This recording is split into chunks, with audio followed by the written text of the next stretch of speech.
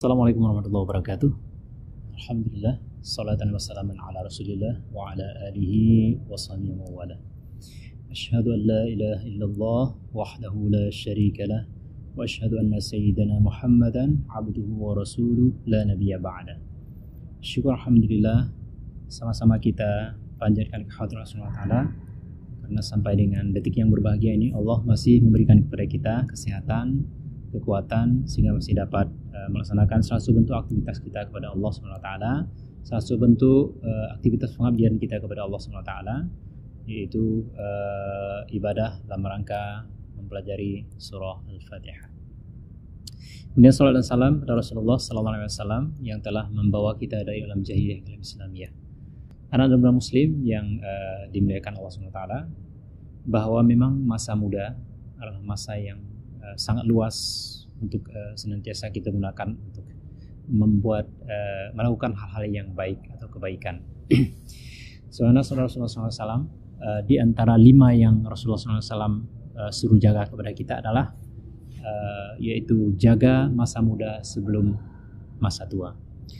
Lalu ketika kita memaknai ini jaga masa muda sebelum datangnya masa tua adalah kita menggunakan masa muda kita untuk hal-hal yang baik. Bukan kemudian ketika disebutkan jaga masa muda sebelum masa tua, yaitu kita gunakan masa muda secara hura-hura, tetapi lebih kepada bagaimana kita menggunakan masa muda kita untuk senantiasa mempersiapkan masa tua kita, agar ketika masa tua kita senantiasa menikmati dengan kebahagiaan. Banyak kasus, banyak contoh orang tua yang menyesali masa mudanya. Kenapa? Karena mereka tidak menggunakan masa mudanya untuk senantiasa membina dirinya atau mengisi dirinya dengan ilmu pengetahuan atau ilmu agama, lebih utama ilmu agama. Karena tanpa dibekali dengan ilmu agama ketika kita masa muda, dan ketika nanti masa tua kita akan mengalami kesusahan. Hal yang paling sangat penting yang perlu kita pahami adalah belajar Al-Quran. Dan dalam Al-Quran sendiri, itu hal yang paling penting kita belajar adalah surah Al-Fatihah.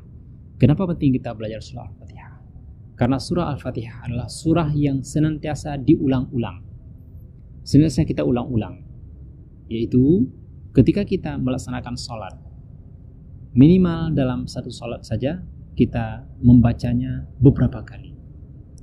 Kenapa? Karena surah Al-Fatihah masuk dalam salah satu rukun salat. Tidak baca surah Al-Fatihah dalam salat, maka otomatis salat kita tidak sah.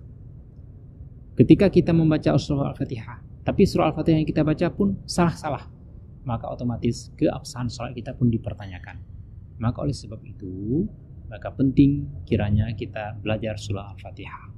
Beberapa teman yang concern dengan hal seperti ini, mereka membuka klinik surah Al-Fatihah.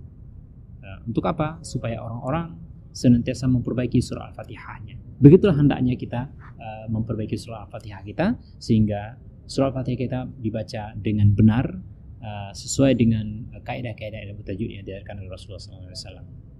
Kemudian untuk menyemangati kita, untuk menyemangati kita dalam belajar ini atau belajar Al-Quran ini, sebuah hadis Rasulullah SAW yang berkenaan dengan keumuman belajar Al-Quran. Rasulullah SAW bersabda, khairukum man ta'allama al-Quran wa 'allama. Sebaik-baik kamu adalah orang yang senantiasa belajar Al-Quran dan kemudian dia mengajarkannya kepada orang lain. Lihatlah, betul Rasulullah mengatakan bahwa sebaik-baik kamu, artinya sebaik-baik manusia adalah orang yang senantiasa belajar Al-Quran dan kemudian diajarkannya kepada orang lain. Itulah sebaik-baik kita. Jadi tidak cukup kita jangan hanya belajar saja, tetapi kita harus mengajarkan kepada orang lain. Kenapa? Karena biar orang lain juga bisa masuk surga seperti kita. Maka sebab itu, untuk pertemuan kali ini mari sama kita fokuskan pada surah Al-Fatihah dulu. Kenapa? Karena ini yang pertama dia surat pembuka, namanya juga Al-Fatihah atau Fatih, pembuka, kunci. Ya, membuka untuk surah-surah yang lain. Ketika surah Al-Fatihah sudah benar, maka insya Allah surah-surah yang lain akan mudah kita pelajari.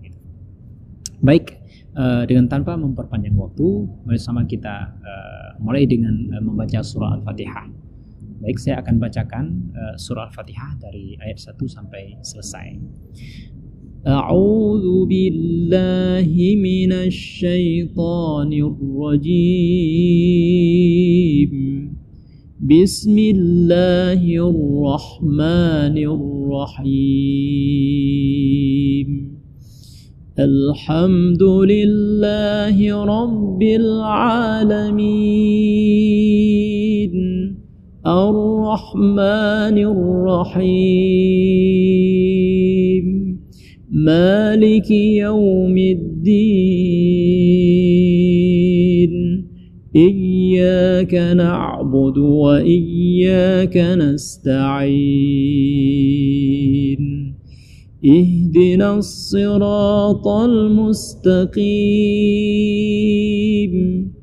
Siratal ladzina an'amta 'alaihim ghairil maghdubi 'alaihim waladdallin.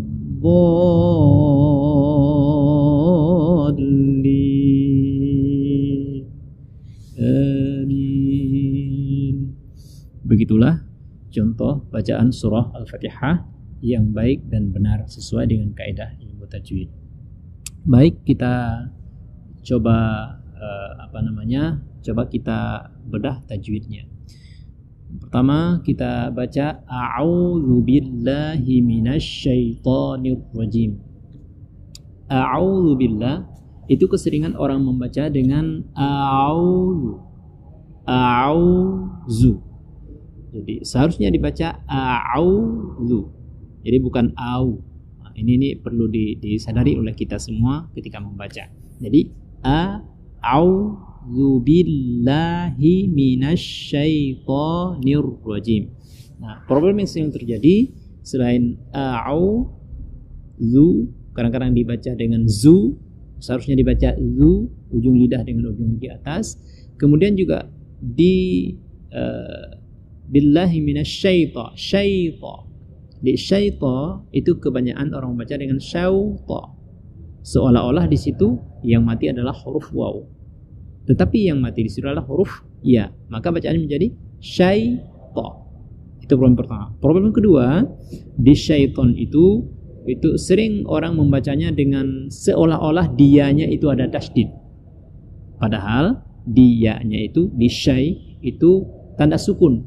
Bermakna bahwa huruf ya itu harus dimatikan, tidak boleh dihidupkan kembali atau tidak boleh berbunyi kembali. Jadi bacanya menjadi syaita, bukan syaita, atau bahkan bukan syauta. Ya, jadi cara membaca yang baik dan benarnya a'udzu billahi minasyaitonir rajim. Itu dia a'udzubillah atau dia ta'awudnya. Kemudian masuk ke bismillah. Nah, bismillah, problem yang sering terjadi di dalam bacaan masyarakat sehari adalah yang pertama, banyak suka hilang huruf banyak. Jadi bacaannya sering bismillah, bismillah. Banyak tidak terbaca dengan benar. Seharusnya dibaca bismillah. Jangan dibaca bismillah. Ya. Bismillahirrahmanirrahim. Itu ha. Ha, bukan ha, ya, bukan rohma, tapi rohma, dibaca ha. Ha itu letaknya di kerongkongan bagian tengah. Jadi bismillahirrahmanirrahim.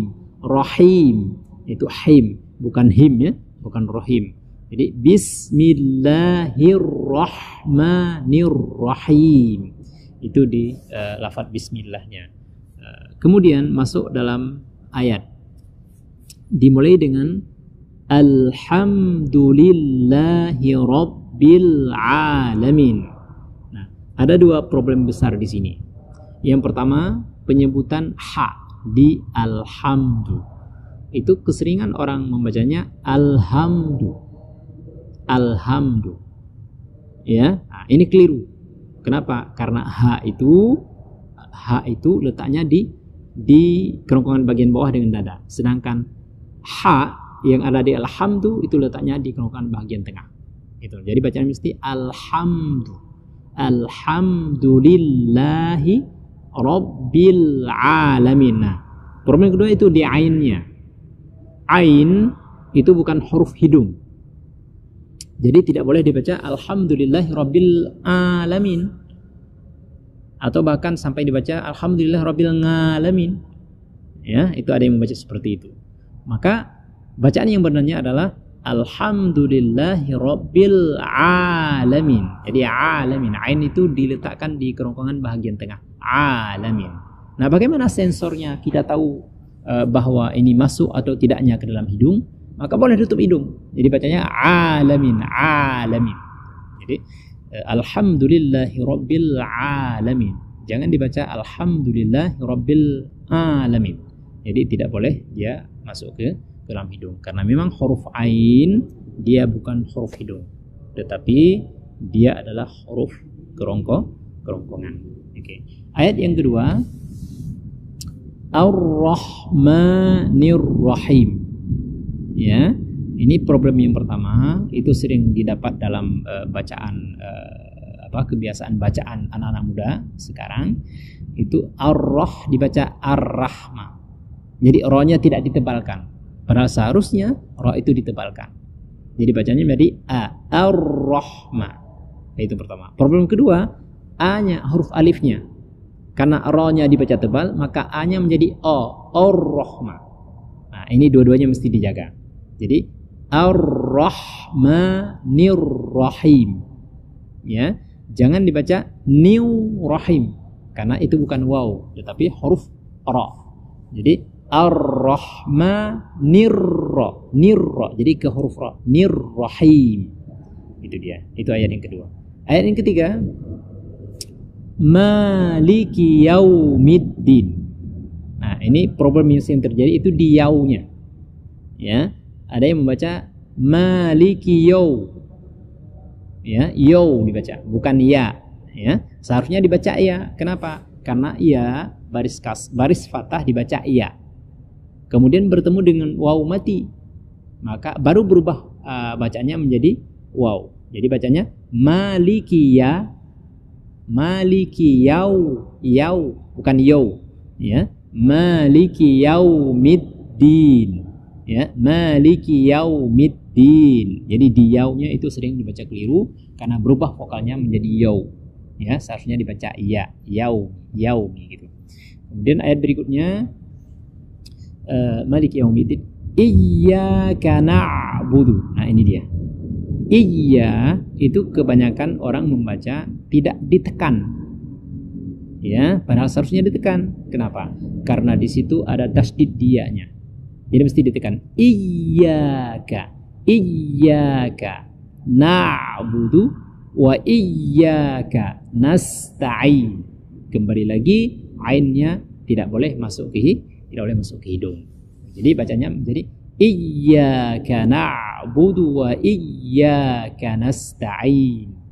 Jadi fokusnya di iyyaka wa iyyaka. Jadi dibaca mesti ditekan, ya, karena di situ ada tasdid di huruf ya-nya. Kemudian ihdinas siratal mustaqim. Ya, ihdinas siratal mustaqim. Nah, problem yang sering terjadi itu di sirat. Sirat. Karena itu huruf shad, bukan huruf sin. Nah, kebanyakan orang membaca ihdinas sirat. Ya, itu keliru. Yang benarnya ihdinas sirat. Sirat. Jadi shad itu mesti ditebalkan. Kenapa? Karena dia masuk dalam salah satu huruf isti'la yang diangkat. Apa yang diangkat? Lidah kita. Jadi sirat, ya. Ihdinas siratal, ya, sirata. Bukan sirata. Ya, bukan ta tapi ta. Ihdinas siratal mustaqim. Ingat, khusus untuk huruf ta itu jangan dibaca terlalu ringan sehingga mencapai derajat ta, jangan pula dibaca terlalu berat sehingga menjadi to. Ya, nah, jadi mulutnya ta, ta. Jadi vokal a-nya itu tidak boleh hilang. Jadi ihdinas siratal mustaqim, mustaqim. Jadi bukan mustaqim. Ya memang karena dia huruf qaf di akhirnya kan. Jadi bukan mustaqim, tapi mustaqim. Qaf huruf tebal, tapi ketika dia berbaris kasrah dia dibaca agak tipis. Ya. Ihdinas siratal mustaqim. Kemudian ayat berikutnya siratal ladzi. Ini sama seperti yang tadi sira. Jadi bukan sira. Jadi sira dibaca tebal. Siratal ladzina an'amta alaihim. Kembali lagi ain tidak boleh masuk ke dalam hidung, tapi dia masuk di kerongkongan. Ya, jadi siratal ladzina an'amta alaihim. Ya, terakhirnya ghairil maghdubi. Nah, di sini problemnya di huruf ghainnya. Ghain itu masuk dalam huruf isti'la yang harus diangkat bacaannya. Jangan dibaca ghairil. Jangan pula dibaca ghairil. Ya, tapi dibaca dia sedang sesuai dengan barisnya, baris fathah, jadi dibaca ghairil maghdu, angkat maghdu, bukan maldu ya, tapi maghdu dibaca diangkat dia. Ghairil maghdubi alaihim waladhdha. Nah, di waladhdha dot itu ada tasdid. Nah, dha itu ada tasdid dan dhallin itu dha-nya masuk dalam kategori mad lazim musaqqal kalimi. Ya, karena dia ada sedikit. Jadi ghairil maghdubi alaihim waladhdha, ditahan.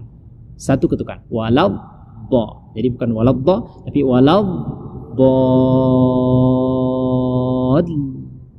Ini waladhdallin, peralihan antara huruf dhad ke huruf lam juga kadang-kadang dibaca keliru. Sering orang membaca waladhdhal. Masuk huruf waw lagi di situ kan, seharusnya tidak boleh masuk. Kenapa? Karena dia hanya ada huruf dhad dan huruf lam, cuma dia bertasydid. Jadi mesti dibaca siratal ladzina an'amta alaihim ghairil maghdubi alaihim waladdallin.